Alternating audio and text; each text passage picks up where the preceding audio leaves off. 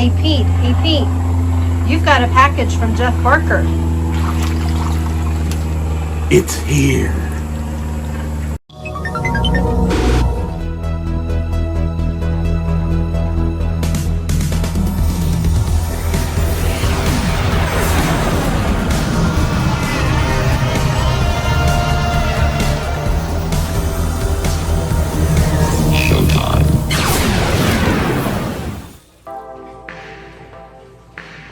Holy smokes, everybody! This is a red letter day. Let me tell you, no dive is gonna stop me from opening this. And by this, I mean, Eternia is here! Let's jump into it. I'm gonna unbox it, put it together. Let's do this!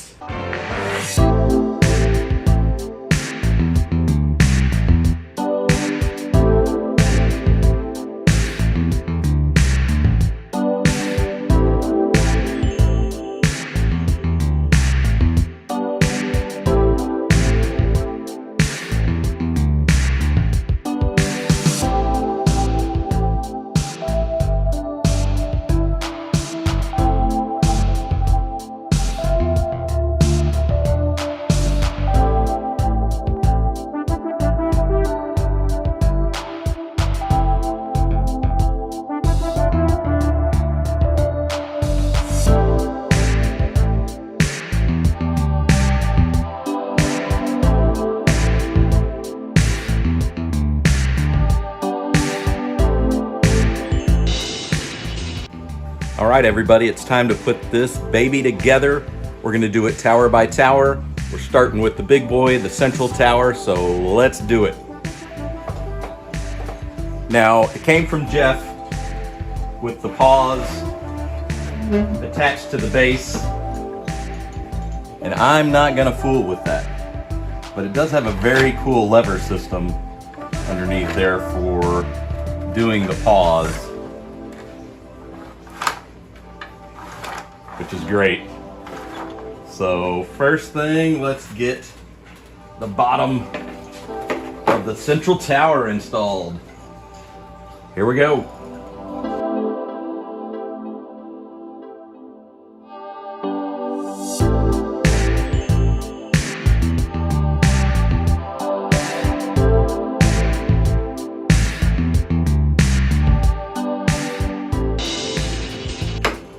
Just hand tight, nice and gingerly. All right, we've got the base of the central tower. Time to add the top. This has a couple tab holes here and here where those tabs fit. Other than that, it slides into this and it has a screw.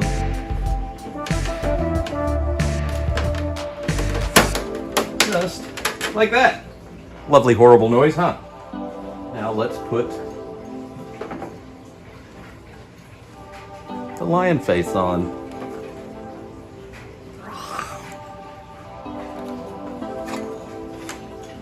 Yeah, anyway.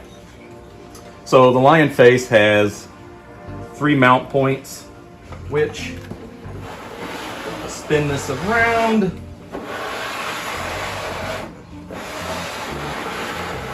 You'll see those 3 spots there. Well, let's do it. Okay. Boop. And for those 3 screw holes, a little more, dead ahead, and then underneath there.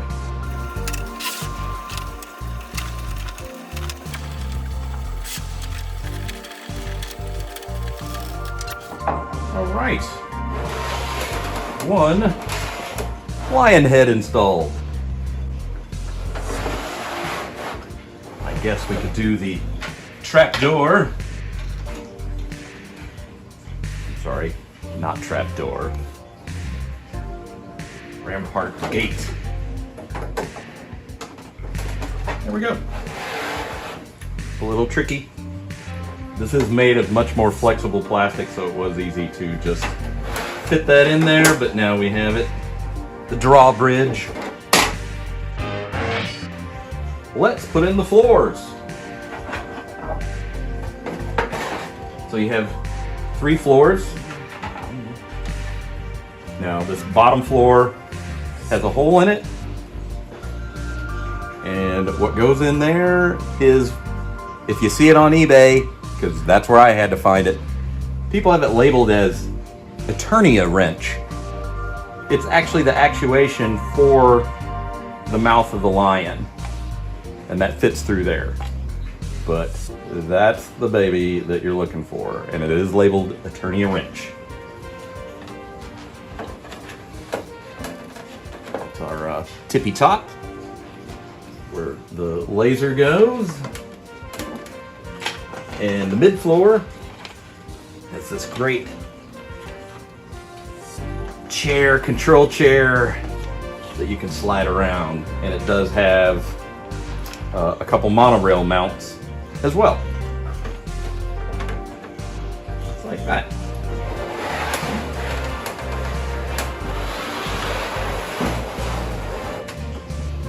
Then we've got several screw holes for holding those floors intact.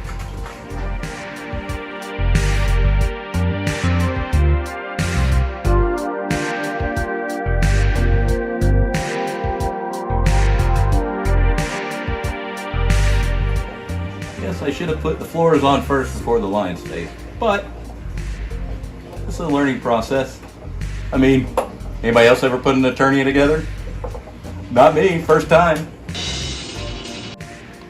All right, we're going to install the jaw of the lion, and this is what moves it. On eBay, it's called an Eternia wrench for some reason other than it does look like a wrench, but it does have that C shape, which clips to the back like that and allows you to move the jaw. Let's install it. So it slides in, and there are 2 clips. You heard that? Now it's not going to fall out. On the clip. All right, there we go. He's got his full face, and by moving that rod, we can grab a figure. They're not allowed to enter. I think he's just cool gaping like that. Do not enter. But again, this is the piece that does that.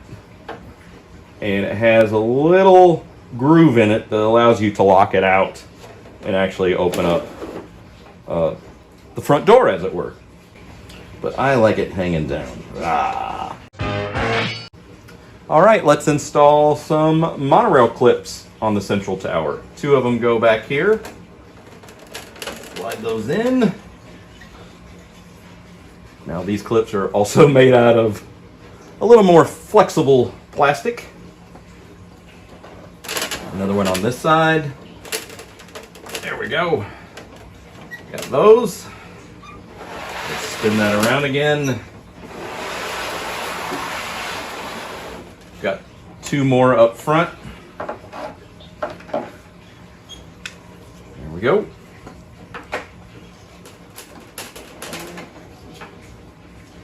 And the 4th and final. All right. And there's our monorail clips. They do have a little ball socket to accept the monorail track that we'll be installing later. Next up, the elevator. Now this is a cool piece. Basically a belt system. And we have 2 pegs for the elevator to go on. That'll go like that. There we go. Ta-da! And this installs to the side. Nice and tight in there. And we do have another monorail clip for later. We've got our weapons rack. Storage goes in there. I have ordered some replacement stickers from Zach Paris to redo the stickers that I need, which is almost all of them. I do have a few, but that weapons rack goes in there however you like. Up top we'll be putting a gun and the flags. If you spin that around, up front we've got our two golden lions, griffins, that go on there. They both have knobs that fit in there. This one has a secret hatch to store, you know, whatever. There you go. Yeah. All right, we're to tower number 2. It's the Viper Tower. It's representative of Snake Mountain, but it is indeed called the Viper Tower. Now it has a collar that goes up top. It does have 4 hooks where chains hook to it, and we'll deal with that in a minute. But before you install that, you've also got the snake to go with it. Makes me think of Transylvania 65000, where they're like, ow, the phone bit me. Transylvania 65000. But let's get that installed.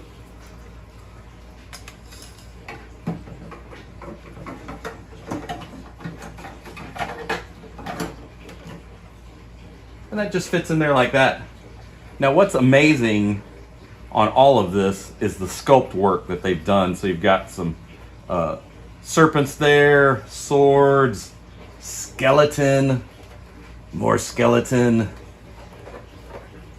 We've got mounts for our monorail, track holders, more skeletons, and then you do have a cave in the back, and that's where you can reach up and articulate the snake, which is a cool play feature. So let's get the monorail track supports installed. Now they are a dragon style looking support, very different from our central tower supports. There are 4 of them. Again, they're made out of a little more flexible plastic, and they are all the same. Those clip there and there.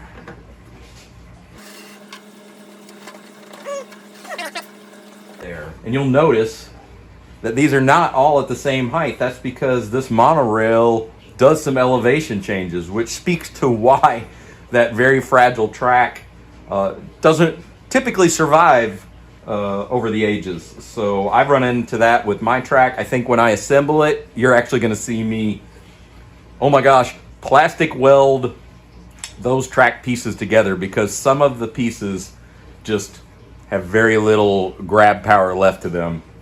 So another thing that I need to deal with is the fact that originally this had 4 chains to come down, and it didn't really provide support for this. The production photos and things that I've seen, the chains have a little bit of swag to them, but I didn't have them, not originals, except for this original chain piece, which does go to the Grayskull Tower. So seeing that that was a 7mm flat link chain, I was able to go on Etsy and purchase some nice 7mm flat link chain that matches very well. Now you might ask, oh my gosh, are you gonna try to take that apart? This actually is not soldered together, so you are able to bend the links. And plus, I think it shows that it's not an original chain. Not that I'm concerned about that. But let's get 4 of these installed.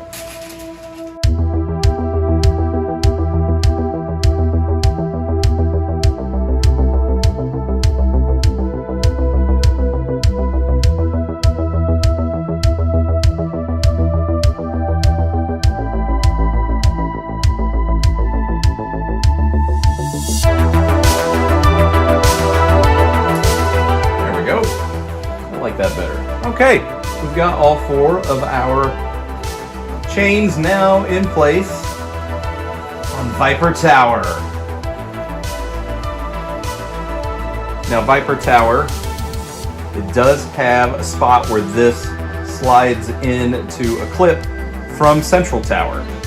So we bring Central Tower over, our workspace. There's our clip, and that's just gonna slide right on there. All right, we're to Gray Skull Tower, tower number 3. Again, this has some great sculpting, awesome nod to the original Castle Grayskull with that rock work and paint work. It has a lovely front door to it, as it were, that has a gate that slides down. We're going to be putting that in. It has some awesome stairs that go all the way around it. Kind of act like that goes up to the ramparts, which you can fit a figure up there, which is great. It's got a bridge that comes with it that you can connect back to Central Tower. But I've also seen some photos where Mattel had it where it connected to Castle Grayskull as well. So you're definitely going to see that at the end. I'm going to get it all together. I don't know, it's going to be massive. But let's put that together. Again, there's our gate. It's got an awesome wood detail to it, rivets, and then there's our clip for the original chain mechanism. And this is how I knew, again, the right size of chain to get for Viper Tower. So the way this works, it just clips on there and slides in there like that. Very cool. And the tower has 4 monorail supports. Now, 3 of them are identical, but one is not. This one that has that clip, that is the one that needs to go on the front. And that is so as the monorail is connected to it and the tram goes by, you can set a trap using the chain. The monorail will knock the chain off and slam the door. Very cool. So let's get that installed. There we go. Again, and get it all set up. That's all that clip is meant to do. The monorail then hits the ball, pushes the chain off, and it slides down. There we go.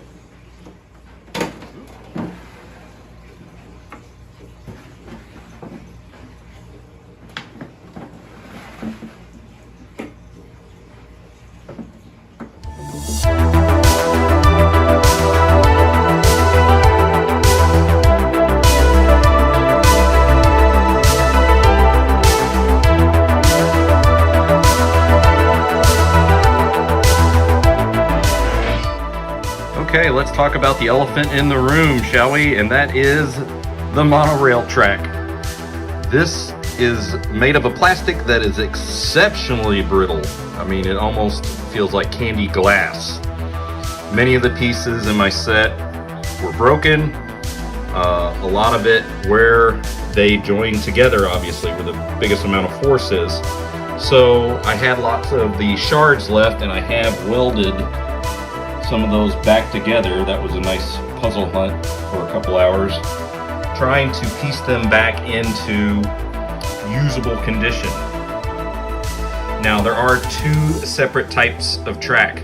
There are 5 with this curve, and there are 8 with this curve.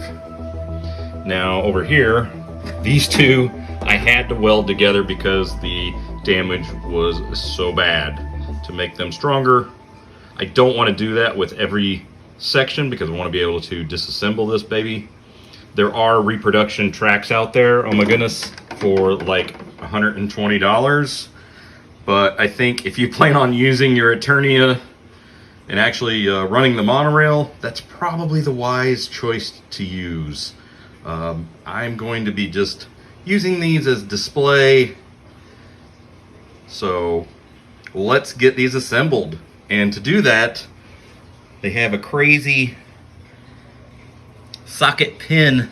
So there's the pins. There's one intact, and they go into these sockets, and that's where the bulk of the force is, obviously, and that's where they shatter.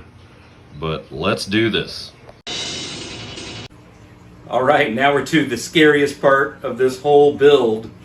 Now, there is a ball and socket for these support systems for the monorail, and on each ball, and for that matter where the tracks go together, I'm putting just a little bit of plastic safe lubricant, so that will slide in there a little easier. Here we go.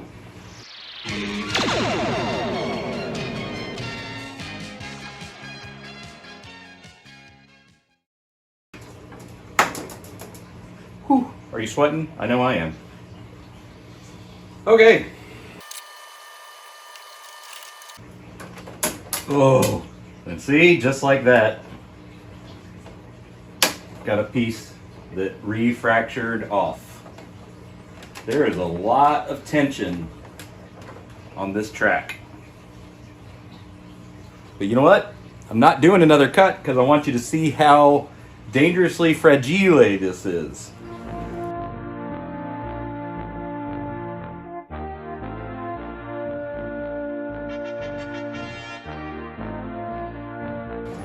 We've done it, but this joint on this side is under even more stress than what that was. That is pretty scary, mind-boggling. Now we're to a part of the track that has very little, if any, to bond to the next piece. So I am going to break out a little bit of plastic weld to do this joint, because there's no other way to make that work other than sourcing yet more track pieces. Man, I had no idea until I actually just started to build this how much stress that track really is under, and it's no surprise that most of it doesn't survive.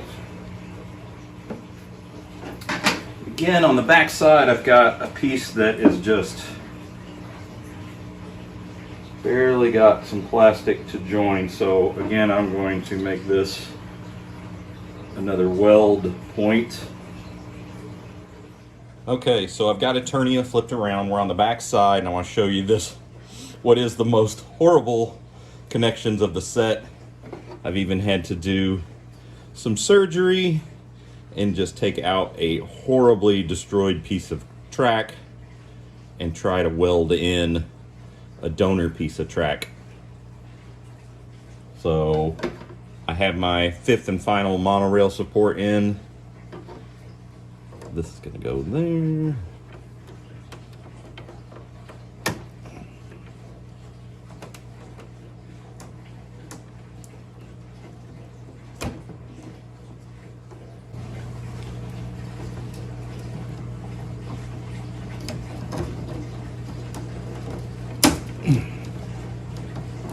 Yep. That does not even want to go together. This is so. Oh. There you go. Live on camera. It just is so fragile. Okay, so after some bourbon and plastic weld, that's now fitting nicely. This has been completely glued back together and welded together because it just literally was falling apart, as you saw.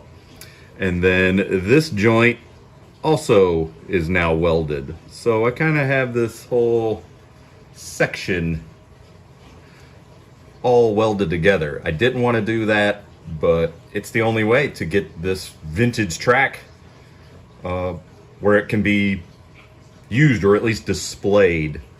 Now, do I plan on constantly running the monorail on this? Oh, heck no. All right, we are to sticker time. Woohoo! And believe it or not, there are 88 individual stickers for this baby. Now, mine was completely naked. So I bought a set off Zach Paris on eBay. I've used his stuff many times over. But these are all the sheets that we have to do. Now, the great thing with Zach's products, he does give you a placement sheet. So you're not completely out in the wind, drifting, wondering where things go, or you've got to look it up. He's a top bloke, and he provides the placement. So let's do this.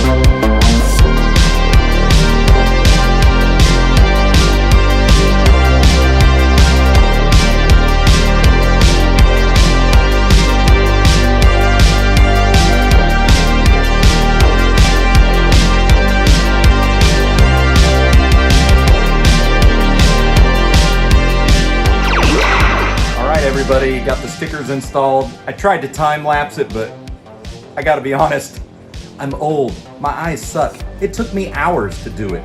We had to cut them out and then get the placements right. A lot of work. So we'll just skip that. It went well. Let's talk about the finishing touches on Eternia. So some of the parts that you need to know about is this golden ladder with the ram's horn. Typically see that kind of hanging from the window up there. You can have a figure climbing that. Of course, have our golden cherubs up front. This one is the hidey hole. It's now got a little spiderweb sticker in there. But it also came with 4 of these little clip mounts. And these clip mounts fit in the railings up here. So these 3 flags have that clip mount. Now, the weapons can plug in and out of those, which is really cool. So this one, you can just add up to the rail. Ta-da! For more defense. Also, you get a nice golden bow. One of my personal favorites, the golden stingray. You can go in the moat. And we have basically like a golden slingshot. Again, you can peg it in one of the mounts up top, and if you choose, you can just have a figure carry it around. Now, in the silver plastic, you got a nice crossbow. 4, count them, 4 of these grappling hooks. And so a figure's arm can fit into that through there, and then you can hang them, wherever. But 4 of those.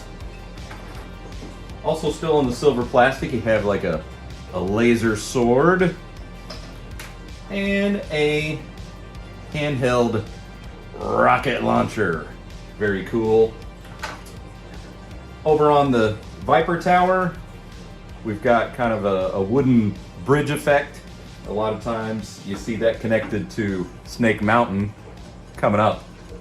On the Grayskull Tower side, we've got a bricked motif bridge, and again, often in a lot of photos, you see that connected to the central tower the way I've got it, or to Castle Grayskull. Now, the monorail, let's talk about one of the more expensive tiny pieces that you'll have. Now this is a little monorail clip, and what this does is it snaps on the track, and just like that, when the prison container goes by, it hits that, triggers this, and the escape hatch opens. So the bad guy, or the good guy, gets away. Very cool. But all that hooks onto a motorized monorail carriage. And that's ready to go. Thank you, Jeff, for testing that out. It does have a silver laser that plugs onto the side, and that's going to suspend on the track. Just like that. It's got a clip that slides into both the top of the prison carriage. You can flip it and put an actual figure in there, like they're Supermaning around, which is really cool. Or you have like the shuttle to beat all shuttles. And this baby is got lots of stickers going on. But it does have one final laser, and that just pegs in on the side like that. And then again, to hook it to the monorail, just like that. Now let's see it all together. Well, here is the final look. I've assembled an epic battle for Eternia with pretty much every vintage MOTU figure I own, and a few optional extras. Let's take a closer look. I always wanted to do this, where you could join the Grayskull Tower to Castle Grayskull. Love it.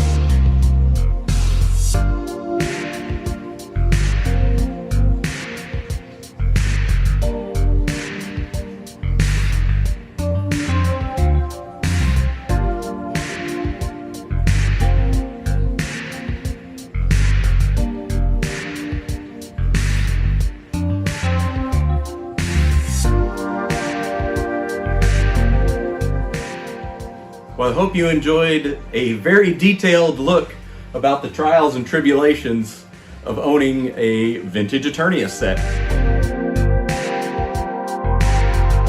I'm super excited that the Origins version got funded, because as you saw, I definitely want to have that newer plastic track to display permanently with my vintage Eternia. I also want that awesome box art. And for me, that makes a lot of sense to purchase the Origin set to get that. Also, I need the windshield for the top red laser gun that Shabby Geek kindly donated over a year ago to me on our very first meetings. How cool is that?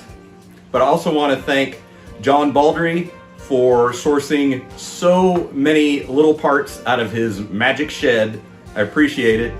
And lastly, Jeff Barker, thank you, buddy, for finding this bad boy and packing it with tons of TLC like always, and shipping it safe and sound. So please join us on the next one. You know we're going to have more content coming at you, so join us on the next one with Chasing 80s Toys.